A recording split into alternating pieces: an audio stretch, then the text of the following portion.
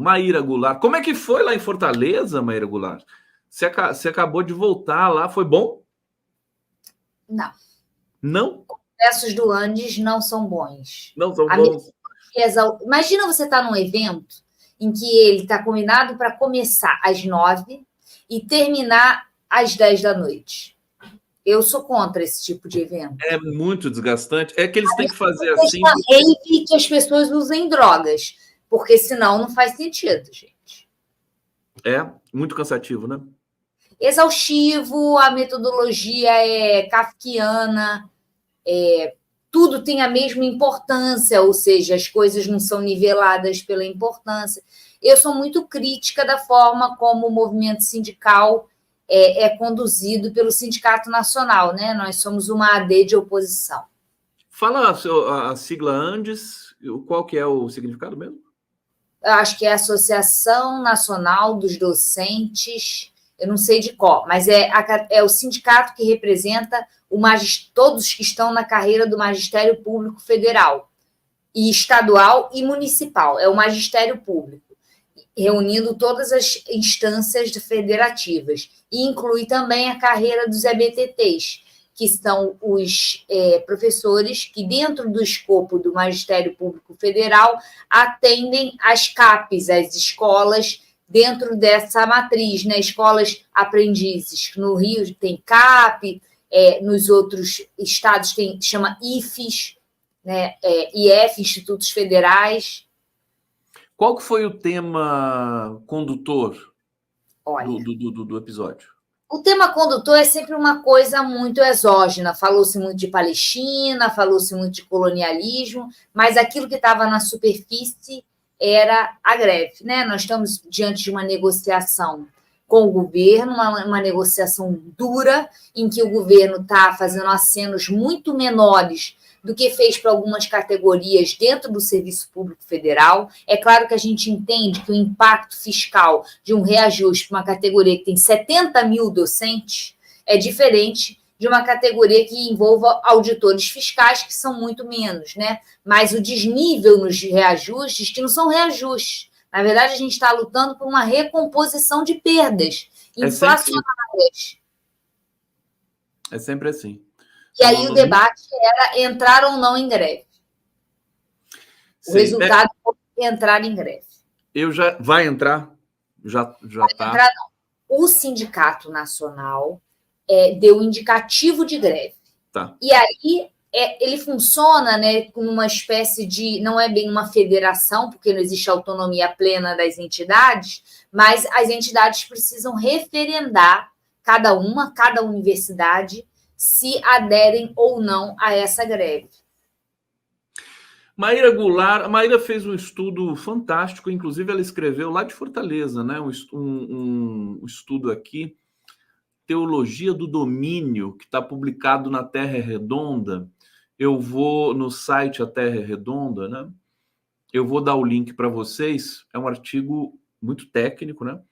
Mas muito legível também, assim, não impede a leitura dos não especialistas, vamos dizer assim, né? Então, um artigo palatável. Eu escrevi junto com um amigo que chama Paulo Gracino. Nós dois somos pessoas de família não acadêmica, somos pessoas não aristocráticas. Se nós não conseguimos escrever numa linguagem acessível, a gente não se corresponde com ninguém, porque a gente vive em um mundo em que tem poucos acadêmicos, né? Eu e ele, a gente tem isso em comum. Perfeito. Antes de entrar especificamente nesse artigo, porque eu quero só contextualizar, porque a Maíra ela estuda muito essa questão das linguagens no fascismo, no bolsonarismo e tudo mais. E eu queria puxar justamente para um enquadramento, Maíra, que é algo mudou daquela manifestação na Paulista, naquele ato da Paulista, para cá, inclusive acelerando aí o desprendimento dos militares que você previu, né? Aquele ato na Paulista marcava a dissociação do Exército, das Forças Armadas, com o Bolsonaro. E a gente está vendo justamente os dois ex-ministros dele, Freire Gomes e o Batista, da Aeronáutica, que eu já vou pegar o nome todo dele aqui para vocês, depoimentos contundentes e que, segundo a Polícia Federal, né, fecharam todas as lacunas que faltavam ali para a comprovação realmente da tentativa de golpe. Parece que foram 2 minutas, não foi nenhuma minuta apenas, né, golpista. Queria que você falasse um pouquinho sobre esse momento que a gente está vivendo. Bem, esse momento está me impactando muito enquanto pesquisadora do bolsonarismo, né? Porque eu sempre trabalhei com a relação entre Bolsonaro e militares na perspectiva de que Bolsonaro era alguém que mobilizava os militares como base de apoio. E agora, esses dados recentes que estão vindo à tona me fizeram voltar a pesquisar a relação dos militares com Bolsonaro, e agora eu fico em dúvida dessa relação entre criador-criatura. Eu quero até ouvir o que os ouvintes, as pessoas que estão assistindo, têm a dizer sobre isso, porque cada vez mais me parece que esse descolamento, né, dos militares e esse esforço do Bolsonaro na sua manifestação, né, no seu ato de força, de proteger os militares, não tinha nenhum militar lá. Os militares que tiveram presente em toda a trajetória discursiva, parlamentar, presidencial, como candidato, os militares são um fio condutor da ascensão de Jair Bolsonaro e não estavam presentes nessa manifestação. Ou seja, passa uma impressão de que Bolsonaro é tipo um absorvente, que depois que a gente usa, a gente joga fora. Não é nem um copinho coletor que a gente usa, higieniza e guarda.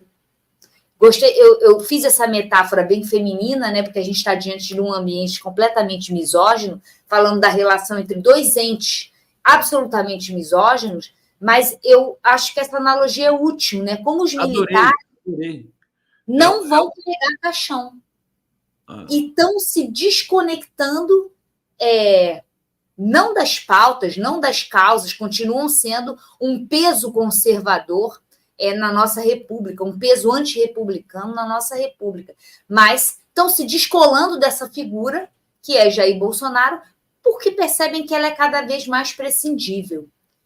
Outra viragem que apareceu na minha cabeça a partir desses últimos eventos, né, e que eu quero continuar escrevendo sobre isso, e quero até fazer isso em colaboração, não só com o Paulo, mas com todo mundo que tiver interesse, é tentar entender melhor qual é o papel estruturante que esses militares tiveram nessa trajetória e como que eles foram, talvez, os principais beneficiados por essa trajetória de Jair Bolsonaro, não só dele enquanto presidente, mas dele enquanto parlamentar, que foi um porta-voz da oposição que os militares fizeram à Comissão Nacional da Verdade.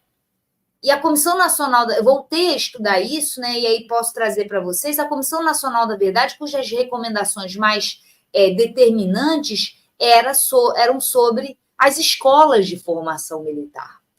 Os processos de progressão e reforma dos militares dentro do serviço, né, dentro das Forças Armadas, mas também as escolas de formação.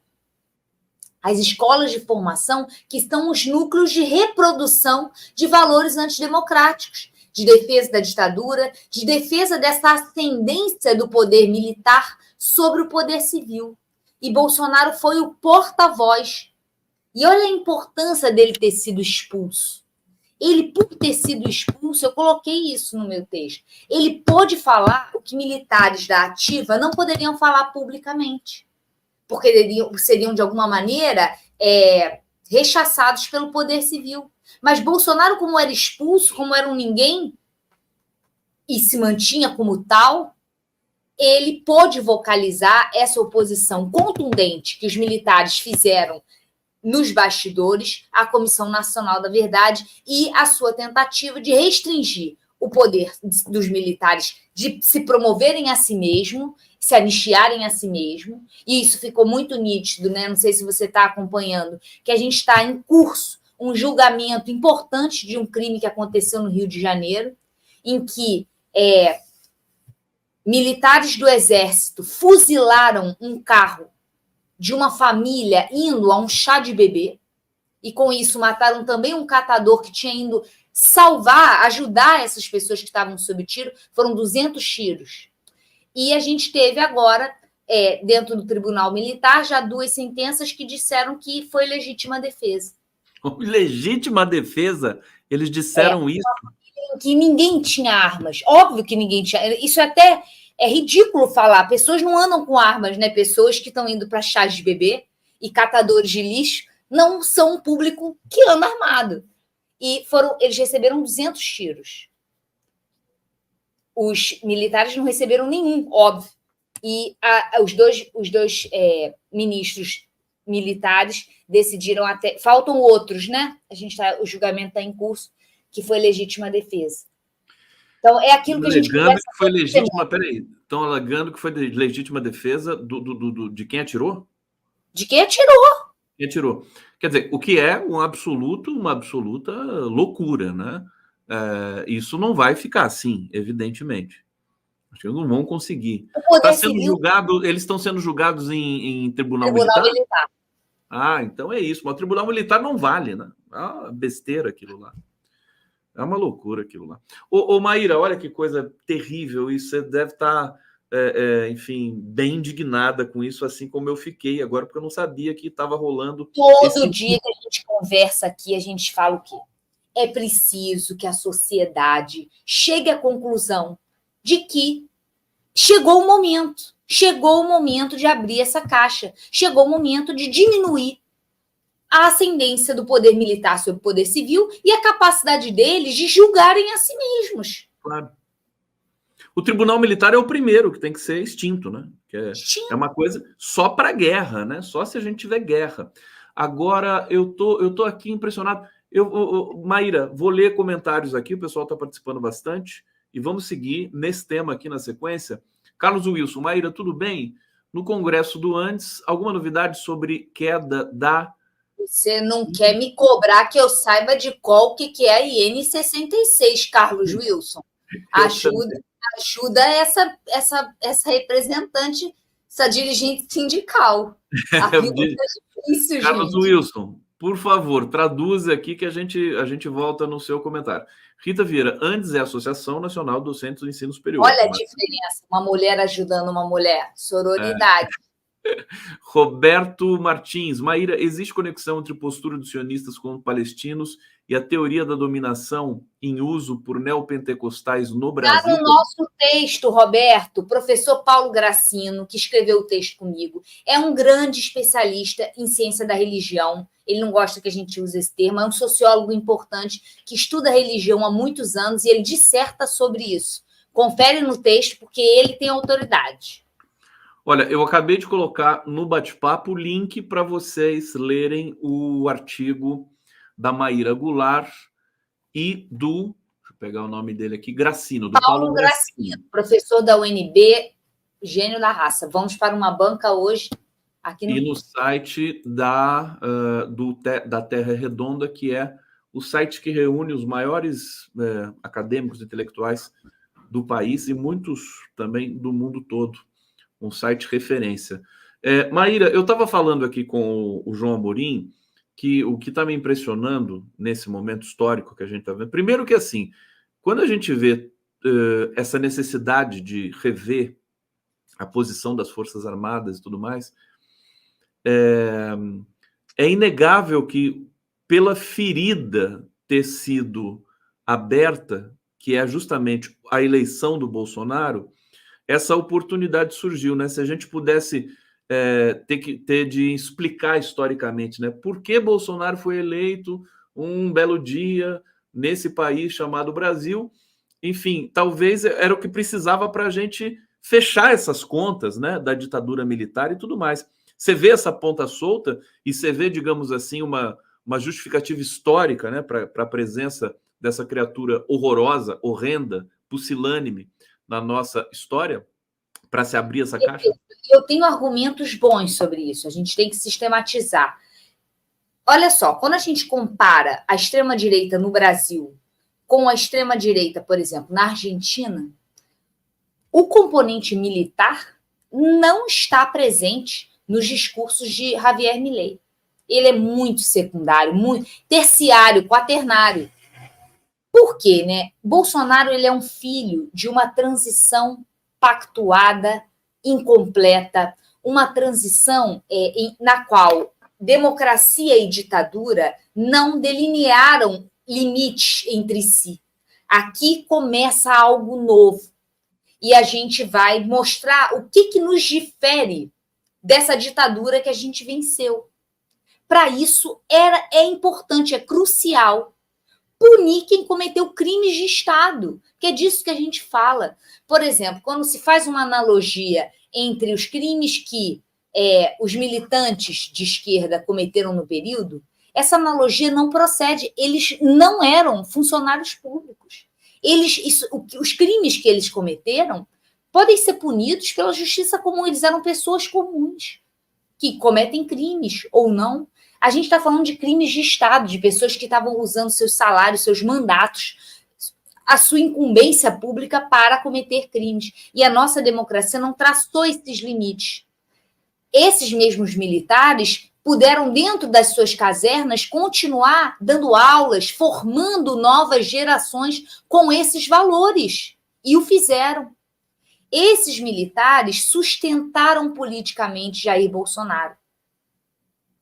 Esses militares foram o principal elemento do governo de Jair Bolsonaro. Eles ocuparam ministérios não só relativos à segurança, mas ministérios de diversas naturezas.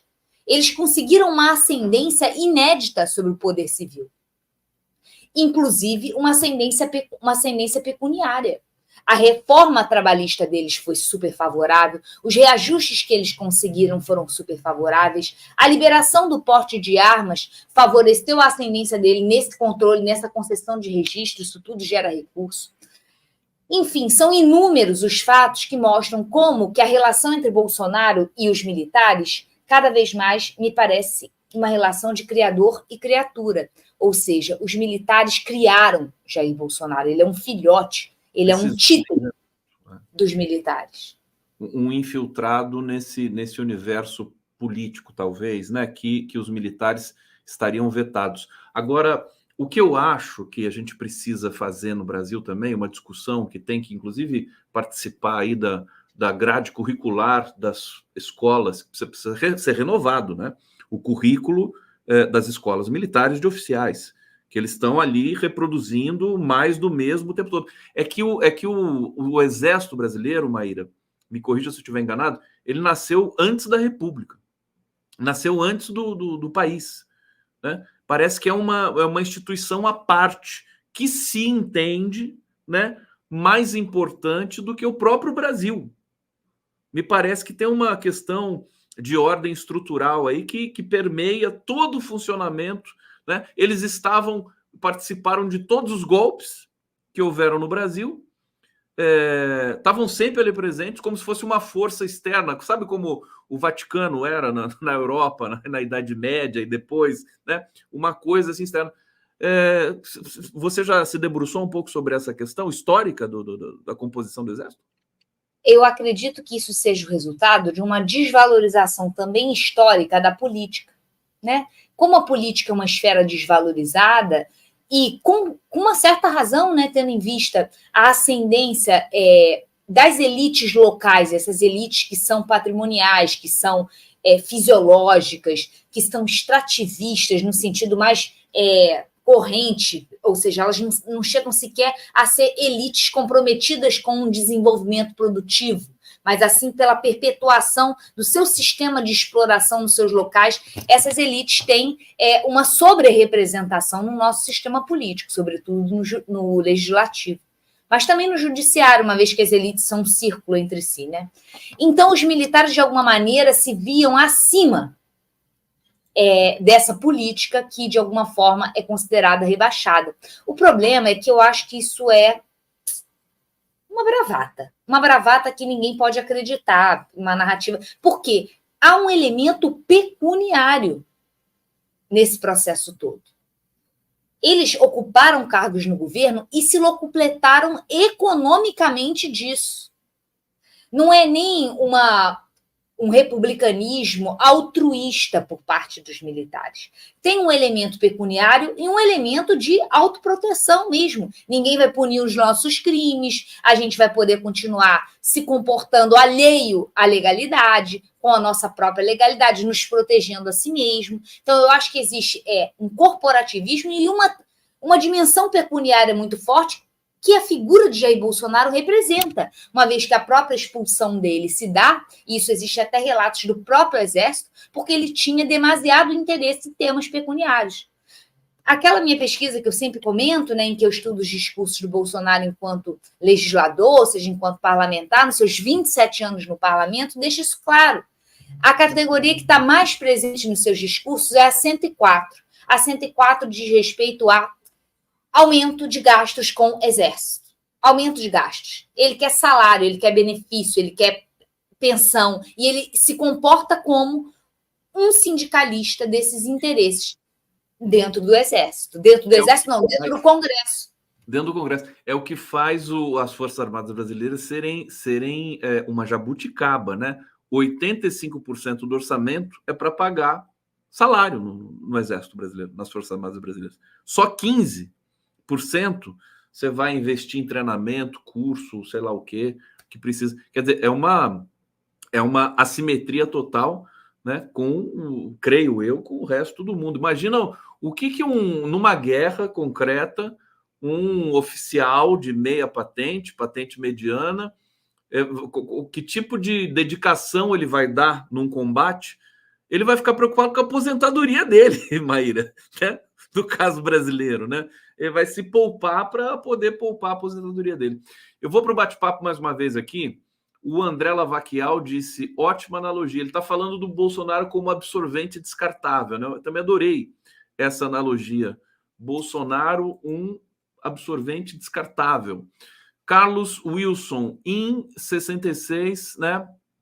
2022, que limita promoções e progressões funcionais de docentes criado por Bolsonaro. Você lembrou agora dessa... É uma lei?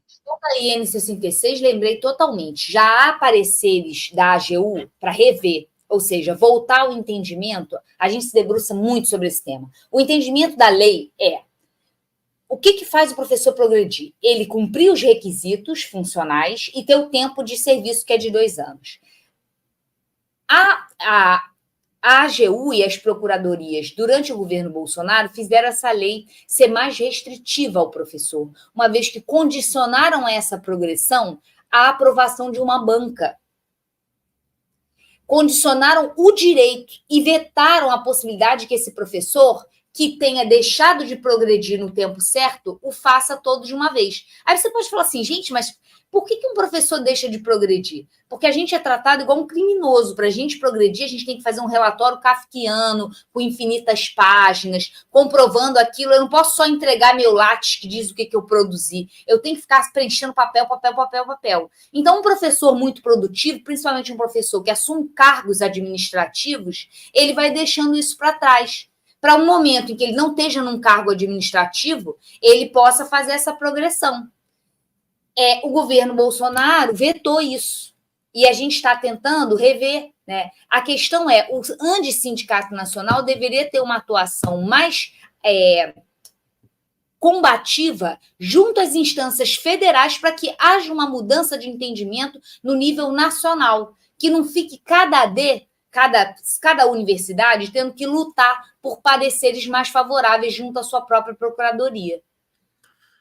Tá aí, Carlos Wilson, respondida então sua questão aí, que está sendo revista pelo... Qual entidade que está revendo isso? AGU. AGU. Paulo Eduardo Canhada está aqui. Maíra, de qualquer forma, existe uma amálgama entre militares e Bolsonaro, na medida em que a tomada de um poder em benefício da corrupção das Forças Armadas é o ideal para obter benefícios pessoais. E aí eu aproveito para te perguntar, em cima do comentário da Paula Eduarda, essa figura do militar legalista, né? Quer dizer, o oficial legalista. Tem os legalistas e os não legalistas. Faz sentido você ter essas duas instâncias? É a veste que eles usam, né? Eles usam essa veste de que, de alguma maneira, eles estariam acima dessa corrupção generalizada nos costumes, nos valores e na conduta, que caracterizaria não só os políticos, como a própria sociedade. Existe esse ethos, né? Mas como eu falei anteriormente, agora eu vou trazer alguns outros dados, né? Isso cai por terra quando você estuda a ditadura militar. Eu não o fiz, mas eu tenho vários colegas que fizeram de maneira primorosa. Dentre eles, eu cito um colega meu da Rural, quando eu dava aula lá, que chama Pedro Henrique Campos, em que ele demonstra como a ditadura ela foi corrupta. Ele estudou a relação da ditadura com as empresas da construção civil e mostra como que foi montado um esquema de enriquecimento pessoal por parte dos militares envolvidos. Então, essa veste que eles desejam colocar em si mesmos de legalistas, de republicanos, ela cai por terra quando você joga um pouco de atenção sobre o período em que eles não tinham fiscalização do poder civil. Perfeitamente. Vocês estão assistindo aqui o 11 News, pedindo para vocês se inscreverem no canal. Também darei um like aqui na nossa transmissão. Maíra, o Edson Antunes está aqui também. Ou é preciso lembrar para que não se repita, é preciso punir para que não se perpetue. Ana Lúcia Ferreira, parabéns, Maíra, pelo seu trabalho. A Denise Leal está querendo saber demais aqui se você é parente do Jango, Maíra. Toda vez eu tenho que explicar que eu não tenho nenhum parente rico, famoso ou com qualquer tipo de prestígio público. Ela só tem o Brizola e o Hugo Chávez. O Guinho, claro, que esse sim tem prestígio merecido na sociedade. Exatamente. André Lobo, Bolsonaro perdeu sentido para o partido militar, sem condição de entregar mais nada, apostam tudo no bolsonarismo, que está aí e vai ficar, e o antipetismo. Vamos falar então, já que a gente está entendendo o Bolsonaro como um absorvente usado, né, e jogado no lixo, como é que vai ficar esse espólio eleitoral, ideológico, político-partidário do Bolsonaro, que já está sendo disputado à tapa por algumas lideranças aí obscuras da extrema-direita brasileira. Gostei do obscuras. No texto eu também exploro um pouco isso, né? Como que a gente tem algumas vertentes do bolsonarismo lutando entre si para ficar com essa máquina, né? Essa máquina, esse movimento social. Porque é muito triste falar isso, mas o bolsonarismo é um movimento social popular no sentido de que tem popularidade, que tem densidade social, embora ele seja elitista no seu autoentendimento. Não é um movimento social que se identifique com as classes populares, com os pobres. A gente tem, a despeito do caráter estrutural e vertebrador que os militares ocupam para o bolsonarismo, a gente tem uma gramática, né, uma linguagem, um discurso, eu sei que você, Conde, gosta muito desse papo, que vem da narrativa evangélica. Né? Quem confere o tecido discursivo do bolsonarismo é o cristianismo, é a verve, é o discurso evangélico. Daí a proeminência de Michele Bolsonaro como uma possível legatária do bolsonarismo, uma vez que ela é nativa nessa linguagem, que é o discurso evangélico.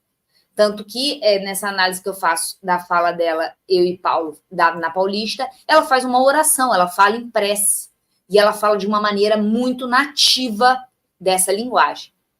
Uma outra vertente é uma vertente que eu diria, com muitas aspas, mais moderada, porque mais capaz de se dirigir a outros setores não necessariamente nativos nessa linguagem evangélica cristã, que é o Tarcísio. Tarcísio, ele, no discurso dele na Paulista, ele faz um discurso muito social, um discurso que fala da capacidade do Estado de fazer políticas públicas de infraestrutura e de distribuição de renda. Ele faz um discurso que, tirando por alguns momentos em que ele fala de Deus, um discurso quase social-democrata. Tem um componente liberal social-democrata, né, em que ele fala de liberdade econômica, mas ele fala muito das capacidades estatais. E aí eu acho que ele pode ser um elemento mais capaz de articular segmentos ao centro, Porque não vamos ser inocentes. A direita, no segundo turno, vota junto sempre. Vota no outro que não o PT.